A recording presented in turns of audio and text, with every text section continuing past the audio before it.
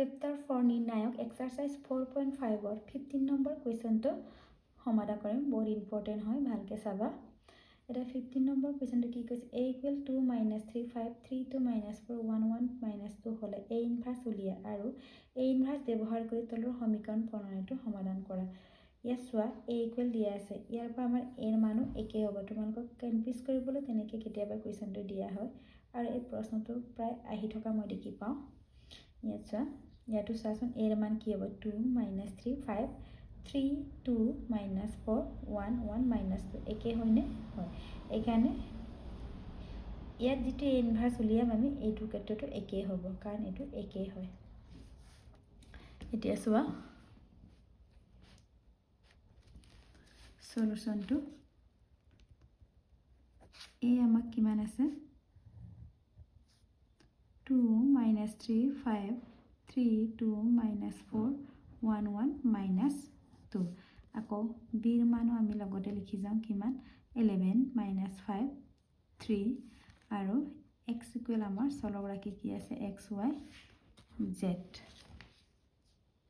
এটো এতিয়া আমি কি অহৰাশিবোৰ আমি উলিয়াম এটা a11 আমাৰ কিমান হ'ব এটো কি বুজাইছে প্ৰথম ৰ প্ৰথম কলম গুছি গল আৰু 1 + 1 যোগ কৰিলে 2 হয় 2 হৈছে আমাৰ ইভেন নম্বৰ কাৰণে আমাৰ প্লাস হ'ব তেনেহলে আমাৰ প্ৰথম ৰ প্ৰথম কলম গুছি গলে কি হ'ব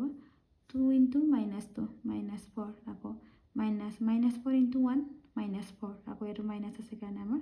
প্লাস কিমান হলগে আমাৰ 0 আকৌ a12 1 + 2 আমাৰ 3 হয় 3 হোৱাৰ লগে লগে আমাৰ অড নম্বৰ হয় অড নম্বৰ হলে আমাৰ মাইনাস চিন বহে এটো আমাৰ কি বুজাইছে প্ৰথম ৰ দ্বিতীয় কলম গুছি গল আমাৰ কি থাকিলে 3 - 4 1 - 2 থাকিলে তেনেহলে 3 * -2 আমাৰ -6 আকৌ -4 * 1 -4 হয় কিন্তু ইয়াত প্লাস চিন থকাৰ কাৰণে আমাৰ কি হৈছেগে আমাৰ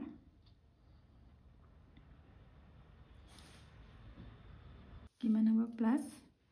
4 এটা -6 + 4 -2 আকৌ মাইনাসে আমাৰ প্লাস হয়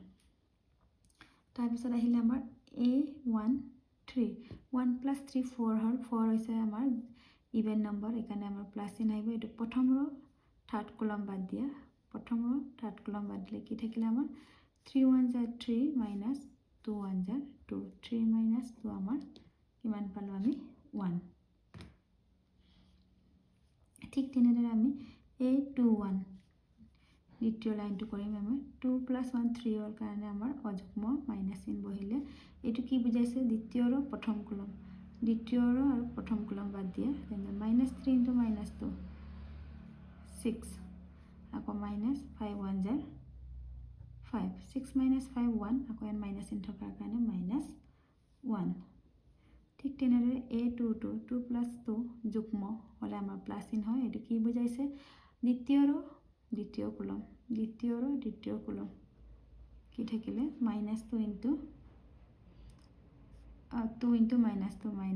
-4 আকৌ 5 * 1 5 তেনেহলে কিমান থাকিলে -9 আকৌ a23 2 + 3 5 হলে আমাৰ অযুগ্ম হলে মাইনাস চিন বহে দ্বিতীয় ৰ থাৰ্ড কলম গুছি গল কি থাকিলে 2 - 3 1 1 তেনেহলে কিমান হ'ব আমাৰ 2 1 * 2 আকৌ -3 * 1 -3 আৰু মাইনাস থকাৰ কাৰণে প্লাস হৈ গল তেনে 2 + 3 কিমান 5 আকৌ ইয়াত মাইনাস থকাৰ কাৰণে -5 ঠিক তেনেদৰে a31 এইটো বুজাইছে কি তৃতীয় ৰ প্ৰথম কলম আৰু 3 + 1 4 হলে আমাৰ যুগ্ম হল এটা কিমান হ'ব আমাৰ থাৰ্ডটো গুছি গল ফাৰ্স্ট কলম গুছি গল কি থাকিলে -3 - 4 ইনটু কৰিলে 12 আকৌ -5 2 * 10 12 - 10 কিমান পালো আমি 2 আকৌ a32 3 + 2 আমাৰ 5 হলে আমাৰ মাইনাস চিন বহিলে অযুগ্ম হোৱাৰ কাৰণে থাৰ্ড আৰু সেকেন্ড গুছি গল কি থাকিলে 2 * -4 -8 আকৌ -5 * 3 কিমান হল আমাৰ 15 কিমান হ'ব -8 - 15 -23 আকৌ ইয়াত মাইনাস থকাৰ কাৰণে মাইনাসে প্লাস হল 23 থাকিলে আকৌ 3 3 3 plus 3 6 6 হলে আমাৰ যুগ্ম ইভেন নম্বৰ হলে প্লাস চিহ্ন হ'ব আৰু এই 3 টোৱে প্ৰথম 3 টোৱে তোমালোকৰ থাৰ্ড ৰ আৰু এইটোৱে আমাৰ থাৰ্ড কলমটো বুজাইছে তেনেহলে এইটো থাৰ্ড কলম গুচি গ'ল কি থাকিলে আমাৰ এইটো এনে 2 2 জাৰ 4 আকৌ মাইনাস 3 into 3 9 হল মাইনাস 9 হল আকৌ ইয়াত প্লাস মাইনাস থকাৰ কাৰণে প্লাস 9 কিমান হ'ব 4 plus 9 13 তাৰ পিছত আমি উলিয়াব লাগে ডিটাৰমিনাৰ অফ a ডিটাৰমিনাৰ এইটো মই কি কৈছো a11 a12 a13 টো আমাৰ কাৰ লগত ইনটু হ'ব অহৰাকি কেইটাৰ লগত a11 a12 আৰু a13 লগত তেনেহলে কিমান হ'ব আমাৰ 2 into 0 plus minus 3 into 2 plus 5 into 1 কিমান হল আমাৰ 2 into 0 0 হল minus 3 plus 2 আমাৰ কিমান হল minus 6 আকৌ 5 1 jar 5 minus 6 plus 1 কিমান হল আমাৰ minus 1 হল কিমান হল 2 into 0 plus minus 3 into 2 plus 5 into 1 minus itu 2 into 0 0 hol minus 3 into 2 minus 6 plus 5 1 jar 5 আকৌ minus 6 plus 5 কিমান হ'ব আমাৰ minus 1 তাৰ পিছত আমি কি উলিয়াম এতিয়া a inverse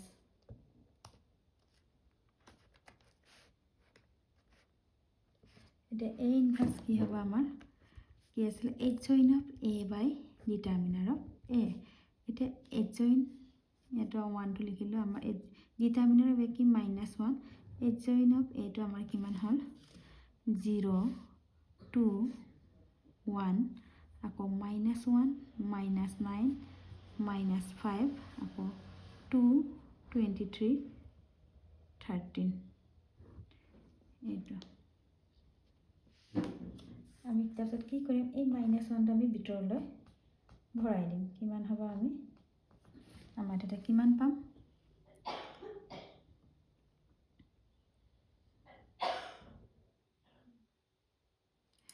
-1 into 0 0 hall -1 -1 plus 1 হল -1 2 -2 আকৌ -1 into 2 -2 minus plus 9 হল -1 into 23 -23 আকৌ -1 into 1 -1 আকৌ -1 into -5 plus 5 -1 into 13 -13 এইটো হৈছে আমাৰ a ইনভাৰ্সৰ ৰিজাল্ট তাৰ পিছত আমাক কি উলিয়াব কৈছে a ইনভাৰ্সটো ব্যৱহাৰ কৰি তলৰ সমীকৰণটো সমাধান কৰিব কৈছিল আমাৰ মানে x y z ৰ মান উলিয়াব লাগে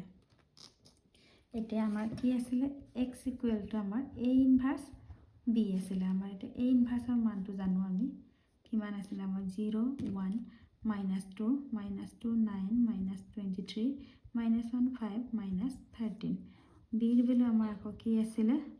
11 -5 3 এতিয়া আমি এটো ইনটু কৰিম কিমান হ'ব আমাৰ 0 into 11 কিমান হ'ব আমাৰ 0 into 11 0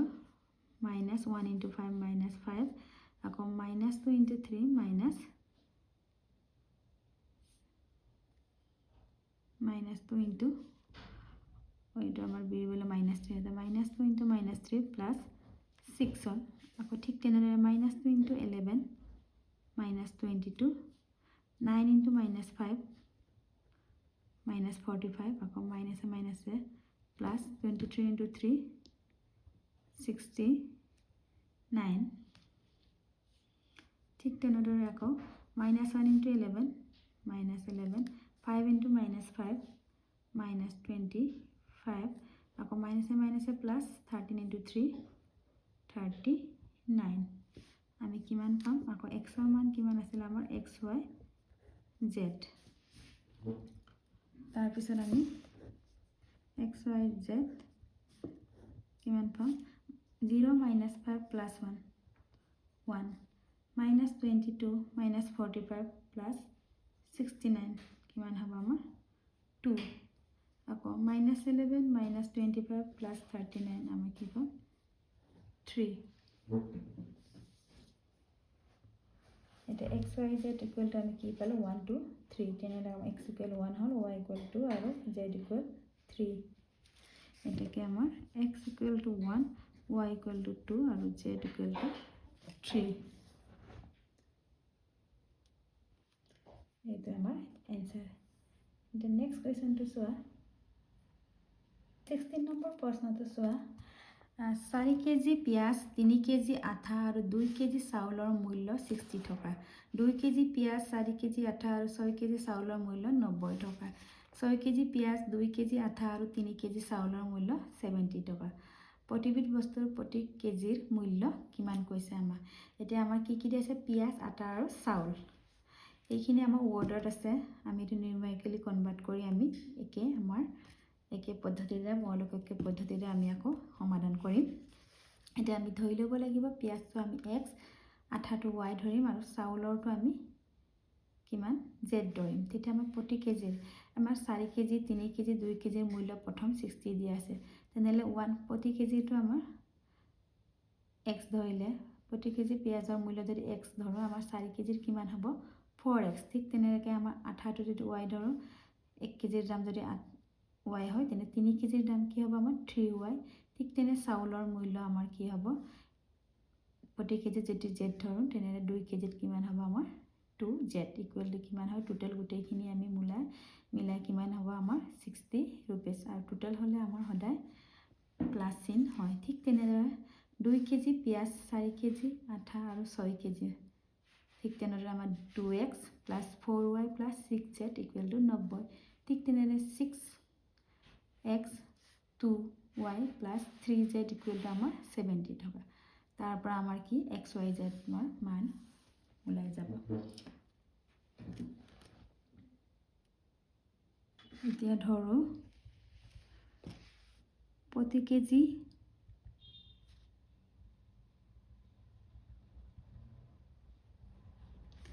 পিয়াজৰ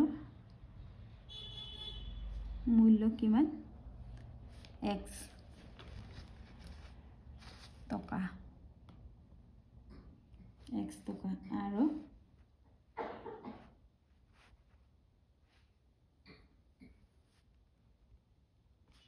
প্ৰতি কেজি আঠাৰ মূল্য y আৰু প্ৰতি কেজি চাউলৰ মূল্যটো আমি কিমান ধৰিম z এটা প্ৰশ্ন মতে কি কৈছে আমাক প্ৰথমটো 4 কেজি 3 কেজি আৰু 2 কেজি চাউলৰ মূল্য 60 কিমান কৈছে 4 কেজি 4x আকৌ 3 KG 3y plus 2 KG 2z equal to আমাৰ 60 হল নেক্সট কি কৈছে আমাৰ আকৌ 2 কেজি 4 কেজি আৰু 6 কেজিৰ কিমান 90 টকা কিমান কৈছে 2 কেজি 2x পিয়াজ আকৌ 4y আঠা আৰু 6z চাউলৰ মূল্য আকৌ কিমান 90 টকা ঠিক তেনেদৰে আমাৰ 6 কেজি পিয়াজ 2 কেজি আৰু 3 কেজি চাউলৰ মূল্য আমাৰ 70 টকা তেনেহলে 6x plus 2x plus 3y equal to আমাৰ 70 rupees এনেদৰে দেখি আমি আগৰ নিচিনাকৈ আমি সমাধান কৰিম এতিয়া চোৱা আমাৰ এটা আমি সমীকৰণ 3টা পালো এতিয়া আমাৰ কি হ'ব a এৰ মান কি আছিল আমাৰ x y z ৰ চলকবোৰ কি আছে অহগবোৰ x y z ৰ অহগবোৰ কি আছে আমাৰ 4 3 2 প্ৰথমটো দ্বিতীয়টো আছে 2 4 6 তৃতীয়টো আছে 6 2 3 আৰু b এৰ মান কিমান আমাৰ 60 90 70 আকৌ x ৰ capital X বিলো হৈছে আমাৰ চলক ৰাশিবোৰ কি লৈছিল আমি x y z এইটো একে পদ্ধতিৰে আমি সমাধান কৰিম ইয়াৰ মুঠতে ৱৰ্ডত আছে তোমালোকে নিউমেৰিকেল কনভাৰ্ট কৰি আমি গাণিতিকভাৱে লিখি একে ধৰণে সমাধান কৰিব লাগে A11 উলিয়াম A11 কি আছিলে প্ৰথম ৰ প্ৰথম কলম অলৰেডি বুজি পাইছা বুলি ভাবিছোঁ কাৰণ এইটো আমাৰ লাষ্ট কুৱেশ্যন আছিলে এইটো লেসনৰ প্ৰথম ৰ প্ৰথম কলম বাদ দিলোঁ কি থাকিলে 4 3 জাৰ 12 আকৌ মাইনাস 6 2 জাৰ 12 কিমান হল আমাৰ 12 minus 12 0 হল আকৌ A12 1 plus 2 অযুগ্ম হলে মাইনাস চিন বহে তাৰ পিছত কি প্ৰথম ৰ দ্বিতীয় কলম গুছি গল কি থাকিলে 2 3 জাৰ প্ৰথম দ্বিতীয় গুছি গল 2 3 জাৰ 6 আকৌ মাইনাস 6 6 জাৰ 36 6 minus 36 minus 30 আকৌ মাইনাস এটা আছে মাইনাসে প্লাস হল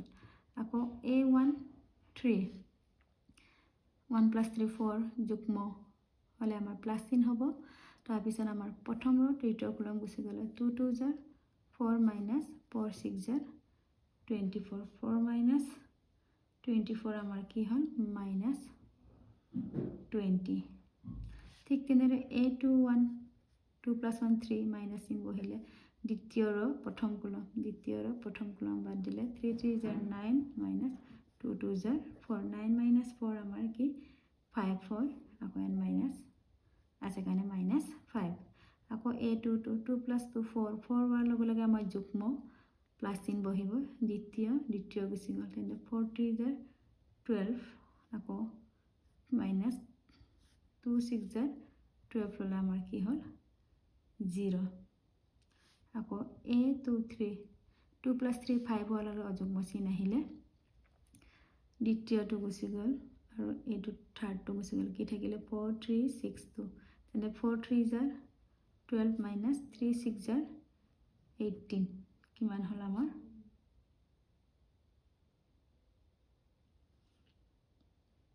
12 minus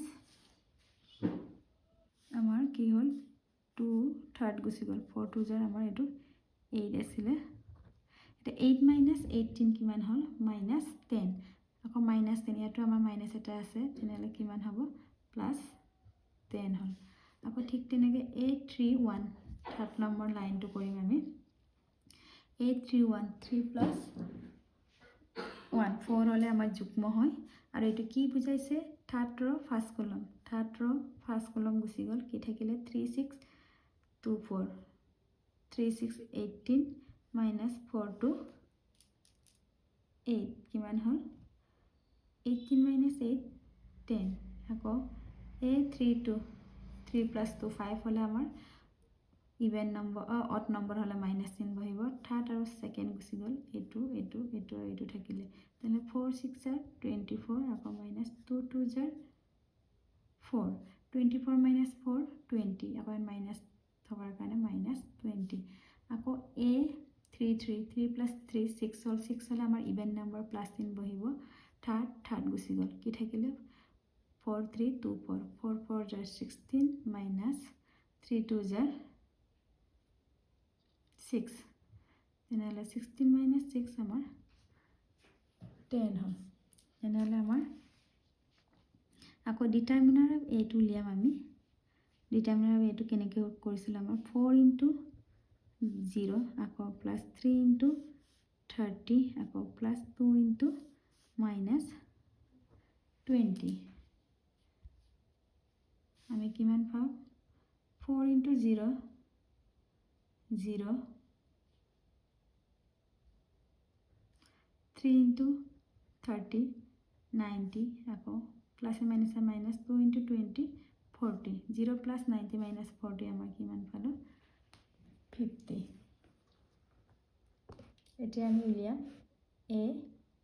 ইনভাৰ্স আমাৰ কি আছিলে adjoint of A by determinant of A এটা determinant of A কিমান পাইছো আমি 1 by 50 টো লগালো adjoint আমাৰ কিমান হ'ব 0 30 minus 20 minus 5 0 10 আকৌ 10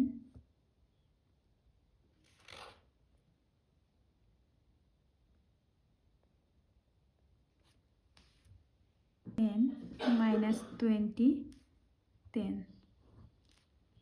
এইটো আৰু এইটো পালো এতিয়া নেক্সট আমি কি কৰিম x ইনভাৰ্সৰ মান উলিয়াম এতিয়া x ইনভাৰ্স x ইকুয়াল আমাৰ কি আছিল a ইনভাৰ্স b x হৈছে আমাৰ xy z আৰু a ইনভাৰ্সৰ মান কিমান পালো আমি 1/50 0 minus 5 10 30 0 minus 20 minus 20 10 10 আকৌ b ৰ মান আমাৰ কিমান আছিল 60 90 70 এতিয়া আমি ইনটু কৰিম এটো কিমান হ'ব 1/50 তো লিখিছো কিমান 0 into 60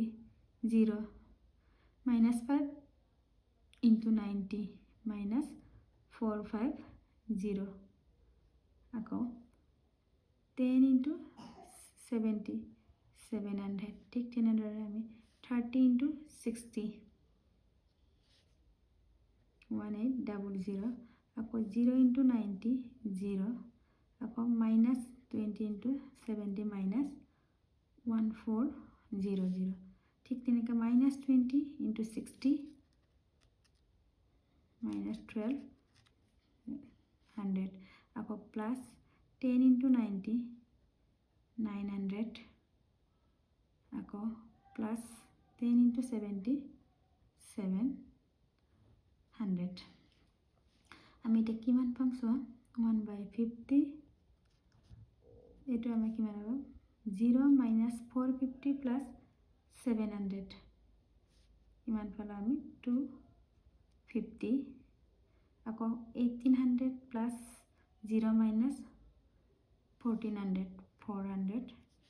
আকৌ minus 1200 plus 900 plus 700 9 plus 7 16 16 minus 12 4 আকৌ 0 400 আকৌ 1/50 টা আমি ইয়াত ভৰাই দিম কিমান হ'ব 250/50 আকৌ 400/50 আকৌ 400/50 তেতিয়া আমাৰ কিমান হ'ব 0 0 কেনসেল 5 আৰু 25 5 আকৌ 0 0 কেনসেল 5 এৰে 40 8 0 0 কেনসেল 5 এৰে 40 8 টাইম গল তেনেহলে আমি কিমান পালো x y z ইকুয়াল কিমান পালো আমি 5 8 8 তেনেহলে আমাৰ x ইকুয়াল কিমান হল 5 y ইকুয়াল আমাৰ কিমান পালো 8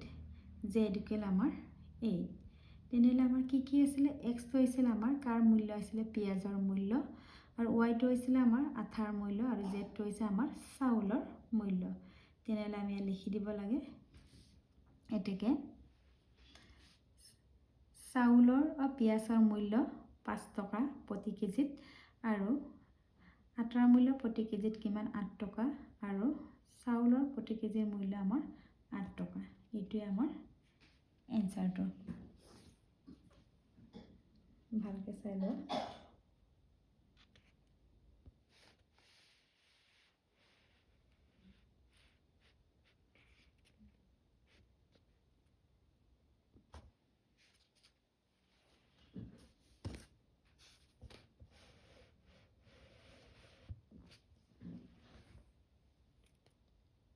এতেকে ইয়া লিখি দিয়া তোমালোকে পিয়াজৰ প্ৰতি কেজি মূল্য এতেকে পিয়াজৰ প্ৰতি কেজি মূল্যৰ দাম 5 টকা আটাৰ প্ৰতি কেজি মূল্যৰ দাম কিমান পালো 8 টকা আৰু চাউলৰ প্ৰতি কেজি মূল্যৰ দাম 8 টকা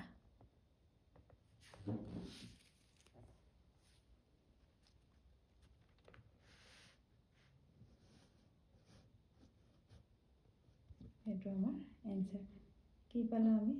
পিঁয়াজৰ প্ৰতি কেজি মূল্যৰ দাম 5 টকা আটাৰ প্ৰতি কেজি মূল্যৰ দাম 8 টকা আৰু চাউলৰ প্ৰতি কেজি মূল্যৰ দাম 8 টকা আমি পালো এইটো আমাৰ এনসাৰটো আমাৰ এই লেসনৰ আমাৰ 4.5 লৈকে আছিল আজি শেষ হৈছে ইয়াৰ পিছত আছে আমাৰ সান্ময়লিৰ প্ৰশ্নসমূহ আমি আলোচনা কৰিম নেক্সট ভিডিঅ'ত